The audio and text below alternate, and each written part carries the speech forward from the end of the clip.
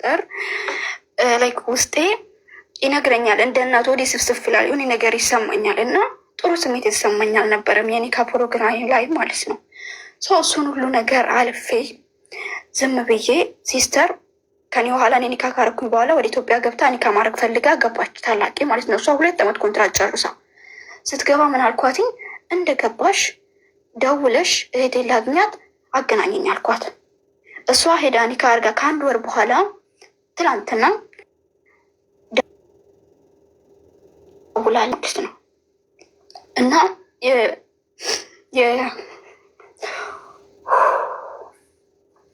የሲስተር ባል ታናሽ ወንድም አለው እና አሁን ፋዘር ሂጅና ለአክስትሽ ቤት አዝጊ ምናምን እያለ እዛ ይልካታል ታናሽ። እኛ እዚህ ከመጣን በኋላ ለካ እዛ ስትሄድ የሲስተር ባል ልጅቷን ደፍሯታል።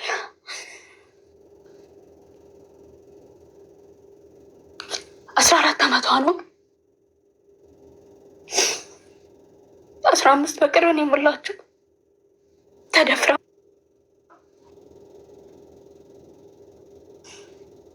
ወልዳለች በ15 ዓመቷ።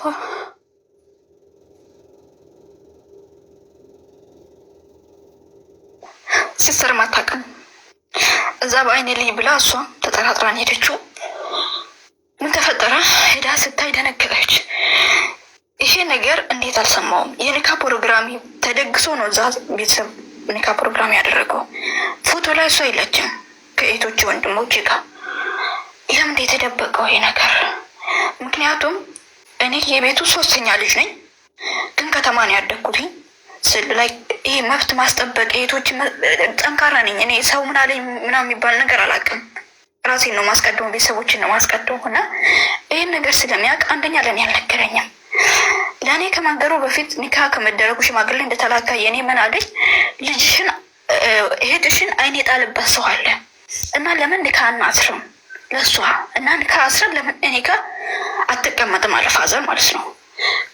ከዛሬ 3 ወር በፊት ምን አልኩትኝ፣ እኔ እዚህ ስደት ላይ ያለሁትኝ ለራሴ ቤት አልሰራው ምን አላልኩ፣ እነሱን ለማሳደግ ነው። እነሱ የእናቴ አደራ ናቸው።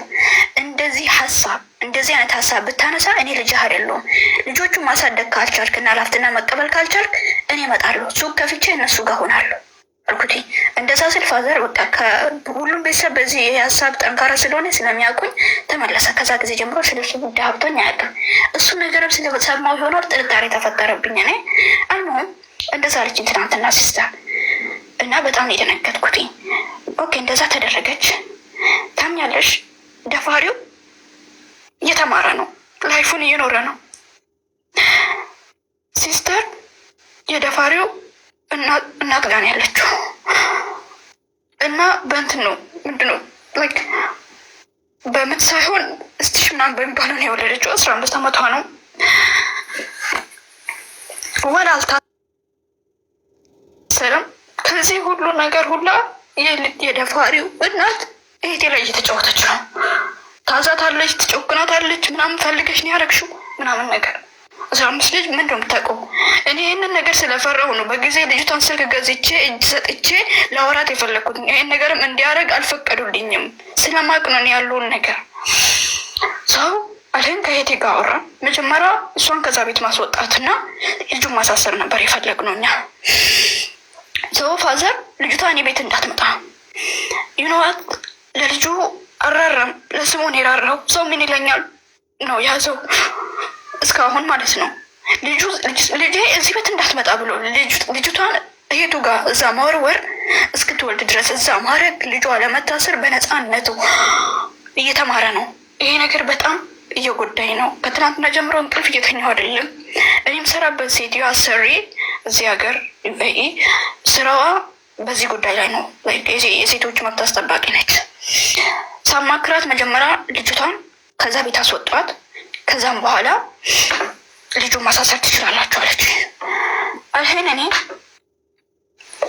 የፋዘር መታሰሩ አይቀርም። ምክንያቱም አወልሽ ልሽ ነው የደበቀው፣ ልሽ ነው ልጅቷ እሱ ሁሉ ህመም እስክትታመም ድረስ እዛ የወሸቃት። እኔ ወይ ክስኔ ከፈለገ ይታሰረሱ። እኔ የሄደን ያቅለ ማለት የምፈልገው ግን አንቺ አሁን ብዙ ነገርም ስለምታውቂ ሀሳብ እንድትሰጪ ነው። እኔ ሀሳብ ልጅቷን ከዛም ቤት አስወጥቶ ኦኬ ጥሩ ሕክምና አግኝታ ተመልሳ ቢያንስ ፖሊሱ እንኳን ቢጠይቃት መልስ እንድትሰጥ ወደ ራሷ እንድትመለስ ጥሩ ሕክምና እንድታገኝ ነው ፈልገው። ይህን ነገር ለማድረግ ደግሞ እኔ መጠንከር አለብኝ። እኔ ደግሞ እስካሁን ይህን ሁሉ ፈተና የቻልኩትኝ ስደት ላይ ፍዳይን እየበሉ ያለሁትኝ አቡዬ የእናቴን አደራ ለመጠበቅ ነው። ብዙ ታላቅ እህቶች ሁለት እያሉ እናቴ ለእኔ ነው ልጆቹን አደራ የምትለው። ምክንያቱም እዛም እያለው ታላቅ ወንድም ስለሌለው እንደ ወንድ በ16 ዓመቴ ነው ስራ የጀመርኩትኝ። እኔ ስራ ዝም ብሎ አይደለም ወደዚህ ሀገር የመጣሁትኝ። ቡና ሰርቼ በራንዳ ላይ መስተንግዶ ሰርቼ ጽዳት ሰርቼ ዘመድ ጋር ጉልበትን ጨርሼ እስከ 5ኛ ክፍል ለመማር ብዙ ችግር አሳልፌ ነው እዚህ ስደት የመጣሁበት ማለት ነው። ይሄንን ጥንካሬን ስላየች እሷ እኔ ምን ያህል ለልጆቹ እንደምራራ ስላየች ሳልናገር ስለሚያስታውቅ ነው አደራ ያለች። እኔ ደግሞ ይሄን ምንድን ነው የምለው ውስጤ አደራሽን አልጠበቅሽም፣ ልጇ እንደዚህ ያን ነገር ላይ ደርሳለች ይችላል። አንዳንዴ ደግሞ ይሄን ሁሉ ነገር እያደረኩ እኔ ምን አደረኩላል ከራሴ ጋር እንኳን መግባባት አልቻልኩም። እስካሁን የሚመጣብኝም ፈተና ስደት ላይ እናትን ማጣት፣ ናፍቆቱ፣ ሁሉ ነገር በቃ ሁሉም ለኸይር ነው። ቻይ እያልኩ ራሴን እያጽናናሁ ነው የኖርኩ ያሉትኝ። አንድ ቀን ደውዬ እህቶቼ ጋር ቅሽ አላቅም፣ እርዱኝ ብያቸው አላቅም፣ ችግሬን ለማንም ተናግሬ አላቅም። ታላቆች ናቸው ችግራቸው ለእኔ የሚነግሩኝ፣ ከኔ ሀሳብ የሚፈልጉት ሁሉም ነገር እኔ የሚያማክሩኝ። በቃ እነሱ እኔም በጣም ጠንካራ የሆነች ሴት አድርጎ ስለሳሉኝ ከዛ ቦታ እኔን እንዳያጡኝ ራሴን በጣም እየተጫንኩ ነው ያለሁትኝ። ወልሼ ሰዋልሄ ለባለቤቴ ስለዚህ ጉዳይ ማለት አልፈልግም። ምክንያቱም ይሄ ቤተሰብ ጉዳይ ነው። የሆነ ይህን ነገር መጀመሪያ ፈትቼ ጥግ ጥግ አስይዤ የሆነ የጠንካራ ጎኔን አይቶ ነው እንትን ያለኝ እና ያ ነገር በአንድ ልፍስፍስ ማለት አልፈልግም። እሱ ፊት ለፊት ይህን ነገር ለእሱ አለመናገሬ፣ ስለዚህ ጉዳይ ከእሱ ጋር አለማውራቴ ችግር አለው ወይ ታንሼ ምንድን ነው ማድረግ ያለብኝ? ምክንያቱም አሁን ሲስተር ኒካ አድርጋለች፣ ወደ ሳዑዲ ነው የምትመለሰው ባሏ ጋር ከረመዳን በኋላ። እች ልጅ እዛ አሁን ማን ጋር ነው የምትሆነው? ልጁ ቢታሰር እንኳን ፋዘር ልጁ እንዲታሰር ቢፈልግ ኖሮ እስካሁን እች ልጅ እዛ ቤት ውስጥ ተወሽቃ በዛ እድሜ ወልዳ እስክትሰቃይ አይጠብቅም ነበረ። ሲስተር ለምን አላሳሰርክም ብላ ትናንትና ስትጮህበት እየሞከርኩ ነው ይታሰራል አይነት ነገር ነው። ሹፊ የኔንም የሄደንም ኒካ ፕሮግራም የደገሰው ምንም ሳይሰሙ ልጅቷ ይሄን ሁሉ ችግር ውስጥ እያለች ነው። ይሄ ሁሉ ነገር የደረሰው ምናምን ይሄ ሁሉ ነገር እያለ እሱ ስለማግባት ነው የሚያስበው። ታውቂያለሽ እኔ የሲስተር ኒካ ፕሮግራም ፎቶውን አይቼ ትንሽ ከስቷል እና በንጹህ ልቤ በቃ አንቺም አግብተሻል እኔም አግብቻለሁ፣ እነዚህ ልጆችም እያደጉ ነው፣ ቤትም ሰርተናል፣ ያግባ በቃ እኔ ፈቅጄለታለሁ፣ ያግባ፣ ሰፖርት ማድረግ ያለብኝ ነገር ሰፖርት አደርጋለሁ፣ ይረፍ አልኩኝ።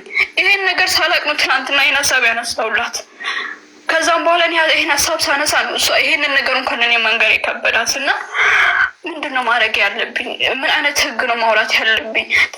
ላይክ ስለምንም አላውቅም ስለዚህ ጉዳይ። እኔ ከዚህ በፊት እንደዚህ አይነት ነገር በስራ ቦታ እንደዚህ አይነት ነገር ደርሶብኝ በራሴ መንገድ ነው የተወጣሁት። በ17 ዓመቴ ወደዚህ ሀገር ሳልመጣ በፊት ከዛ ሙድ ወጥቼ ምናምን ነገር ልጆቹ በሌላ ፎር አሰልቼባችሁ ምናምን 2 ልጆች የታሰሩት። እኔ እንደው እንደዚህ አልተደረግኩም። ተንኮል ብቻ እንደዚህ አይነት ስላሰቡ ስለታፈንኩኝ ምናምን ነገር ማለት ነው። የዛኔ ከብዙ ሰው ጋር ስለመግባባም የከተማ ልጅም ስትሆኝ ምናምን በቃ ትናገሪያለሽ፣ ያለውን ነገር ሰው ይረዳሻል፣ የተማረ ሰው ይረዳሻል። እና እንደዛ እነዛ ልጆች ዋጋ ስላስከፈልኳቸው ነው እኔ ዛሬ ጠንክሬ የቆምኩት። እንደዛ ልጆች እኔ ላይ እንደዛ አይነት ሙድ ያራመዱ ልጆች ዋጋ ባላስከፍላችሁ ኖሮ ዛሬ ልፈስፍስ ነበር መሆነው። አሁን ግን ይሄ ቆማ እንድጠነክር ተምራ ቁርአን ቀርታ ትልቅ ደረጃ ላይ እንድደርስ ይሄ ልጅ መታሰር አለበት። ምንድነው ማድረግ ያለብኝ? ሀሳባችሁን እንድትሰጡኝ ነው። አይዞሽ የኔ ውድ፣ በመጀመሪያ ደረጃ እኔ ጠበቃ አገናኝሻለሁ። ትፈልጊያለሽ? ጠበቃ የህግ አማካሪ በጣም እንፈልገው። እና ሌላ ደግሞ ጥያቄ፣ እህትሽ የወለደችው ልጅ አለ በህይወት ተርፏል? አለ። እሷ አታጠባም በወተት ነው ምናምን ያሉ አለችኝ። ማጥባት አትችልም እሷ አለች። የደፈራት ያክስታችሁ ልጅ ነው? የፋዘር እህት ልጅ አክስት ነው ትባላ አይሆነ ያክስት ልጅ እኮ ግን ያክስትሽ ልጅ ሆኖ የእህትን ባል ነው አት ዘ ሴም ታይም ታላቅ ወንድሙ ነው የታላቅ እህቴ ባል፣ የእሱ ታላቅ ወንድም ማለት ነው። እሺ ወንድሙ የእህትሽ ባል ታናሽ ወንድም የእህትሽ ያገባችው ያክስታችሁ ልጅ ነው ማለት ነው? ደስ ራሷን ሾፍ ያልኸኝ የእሱ የደፋሪውን ወንድምን ያገባችው ሲስተር ማለት ነው፣ ታላቅዮ። እሷ ሳውዲ ነው ያለችው እኮ። ያገባችው ከመደፈሯ እህትሽን ከመድፈሩ በፊት ነው? ቆይቷል። እኔ ከመምጣት ከ4 ዓመት በፊት። እሺ የአክስት ልጅ ማግባት ይቻላል? በመጀመሪያ ስጋ ነው እኮ አይደል? የአክስት ልጅ ይገባል? ያው ሀላል አይደለ? የአክስት ልጅ ምናምን። ኦኬ እሺ። ስለዚህ የአክስትሽ ልጅ የእህትሽ ባል ነው፣ የእሱ ታናሽ ነው። ታናሽ እህትሽን የደፈረው የእህትሽና የባሏ ትዳር እስቲል ቀጠለ? በዚህ ነገር አልተጋጩም? ወንድሟ እህቱን በመድፍ የባሌ ወንድም እህቴን ደፈረ፣ የባሏ ወንድም እህቷን በመድፈሩ ትዳራቸው ላይ ምንም አይነት ችግር አልተፈጠረም? እሱ ይገርምሻል፣ አባቴ ከሄቶ ጋር በኖርማል እያወራ ነው። እሷም እየኖረች ነው ከባሏ ጋር እየደፋሪ እናት በሰላም እያወራ፣ ልጅቷም እያወራችሁ ነው ባሏ። እህትሽ ሰምታለች? የባሏ ወንድም እህቷን እንደደፈረ ሰምታለች? ታውቃለች። ኑወት ይህንን ነገር ሰው እንዳይሰማ አሁን ምን ማድረግ እንደፈለጉ እዛው ኒካ ማሳሰር ምናምን ነገር ምስጢሩ ከደፈራት ጋር አብሮ ኒካ ሊያስር። እንደዛ ነው ሀሳባቸው። ይሄ ነገር እኔ ከመቀደሜ በፊት በህግ ዙሪያ መቅደም አለብኝ ብዬ ስላሰብኩ ነው።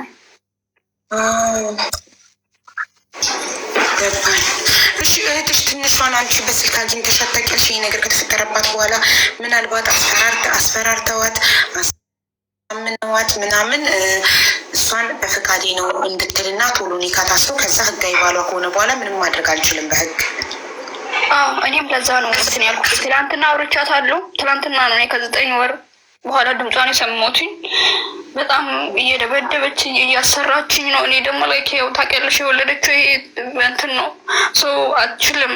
እኔ ታላቅ እህቴ ስትወልድ እሷ ጋር ነበርኩኝ ማለት ነው። እና እሷ በስቲች ነው የወለደችው። ህመሙን አውቃለሁ። እሷ ታላቅ እንኳን አግብታ ፈልጋ ወልዳ በ19 ዓመቷ ነው የወለደችው።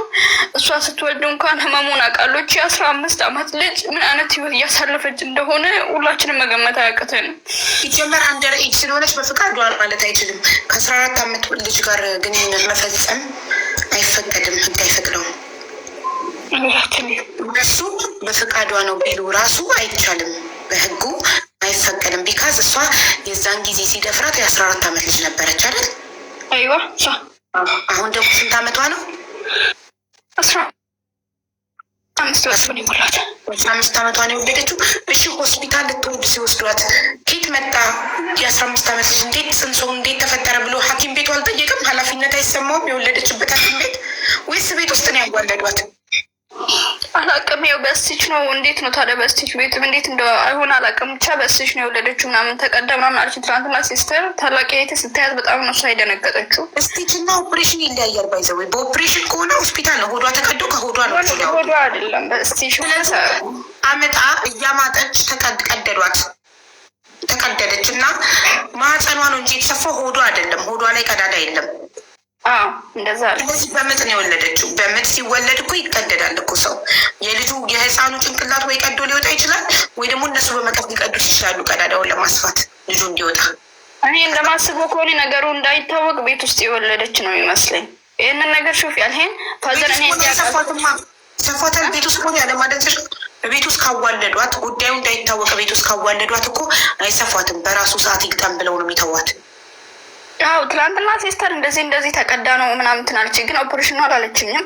አወል ሸፋዘን እኔ እንዲያውቅ አልፈለገም። ምክንያቱም እኔ ካወቅኩኝ እኔ እርምጃ እንደምወስድ ስለሚያውቅ አልፈለገም። ሲስተርም ደግሞ እንዳትነግሪ ብለኛለች፣ እኔም አልነግረውም። ሰው አሁን ሲስተር ምንድነው ሀሳቧ? እሷና አንድ ዘመን ልጅ አለ ያጎት ልጅ ማለት ነው ሌላ እና ይሄ ልጅ ይሄንን ነገር ሰምተዋል። ሁለቱም ልጅቷን በሞድ ከዛ ቤት ማስወጣት ፈለጉ። አወል ሸይ ልጁ ጩጩን እዛ ትቶ፣ ምክንያቱም እሷ ጩጭ ህፃኑን ትንሽ ነች፣ ማጥባትም አትችልም። በወተት ነው እንትን እያለ ያለው እስካሁን ራሱ እጅን 3 ወር።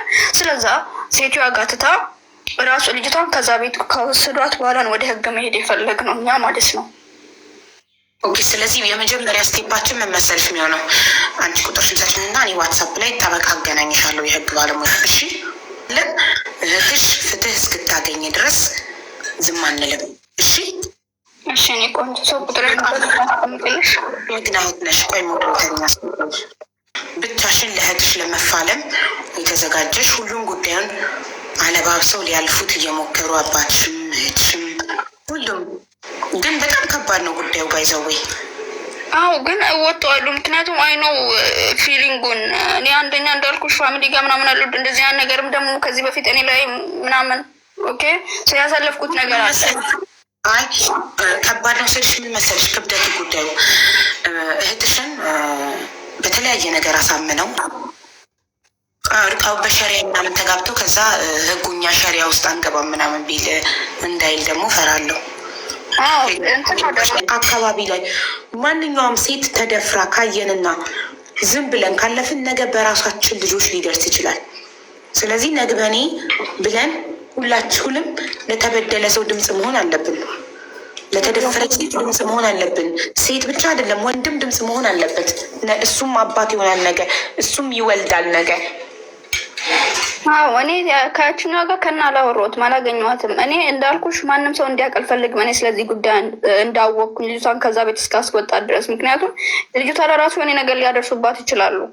እንድትወጣ እንደዚህ ልጁ እንድታሰር ምናምን ካወቁ እኔ ልጅቷን ወይ ነገር ሊያደርጋት አሁንም እንኳን እየተጫወቱባት ነው፣ እያሰሯት ነው በዚህ እድሜዋ ምናምን ነገር ማለት ነው። ጫና እያደረሱባት ነው። ሴትዮዋ አይደለም ለች